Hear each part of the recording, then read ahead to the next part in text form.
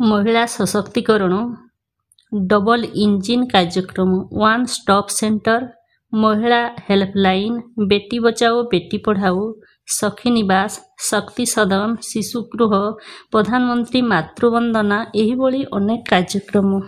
Hi everyone, महिला सशक्तिकरण पाई राज्य सरकार मोहन माझी केउं सबु कार्यक्रम गुड़िक हाथ को नहीं आसंतु जानिबा। केंद्र रे भारत सरकार नरेंद्र मोदी समन्वित महिला सशक्तिकरण कार्यक्रम मिशन शक्ति कार्यक्रम ओडिशा रे आरंभ हेबो। केउं केउं कार्यक्रम आरंभ हेबो जानिबा पूर्वरु मो चैनल को जदि प्रथम करी देखुछंती ताले सब्सक्राइब करि दियंतु एवं ऑल नोटिफिकेशन को दबाई दियंतु। पाखरे थिबा घंटी चिन्ह को दबाई दियंतु। एई भलिया नुआ नुआ वीडियो रो नोटिफिकेशन पाई परिबे। आसंतु जानिबा। मिशन शक्ति और शिशु विकास विभाग को उपमुख्यमंत्री प्रभाती परिड़ा दायित्व नहीं। मिशन शक्ति दौड़िब बोली कहिसंती, किंतु ए पर्यंत वृक्षरोपण को छाड़ीदेले किछि भी कार्य आरंभ होई नहीं।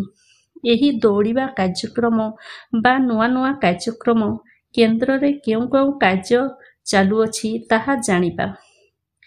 केंद्र रे केउं योजना चालुछि सेगुड़िक केबेठारु आरंभ हेबो ओडिशा रे वीडियो को स्किप न करी शेष पर्यंत देखंतु। निहाती भावरे आपण माने जानि जिबे। केंद्र रे प्रिय मुख्यमंत्री नरेंद्र मोदी तांकर अति प्रिय कार्यक्रम चालू अछि सेगुड़िक ओडिशा रे मध्य नुआ मुख्यमंत्री मोहन चरण माझी आरंभ करिवे। सेगुड़िक हेला महिला सुरक्षा और निरापत्ता सशक्तिकरण को सुदृढ़ करिवार लक्ष्य रखा जाइछि। एथिरे अछि वन स्टॉप सेंटर महिला हेल्पलाइन बेटी बचाओ बेटी पढ़ाओ महिला सशक्तिकरण पाई हब निर्माण हेबो।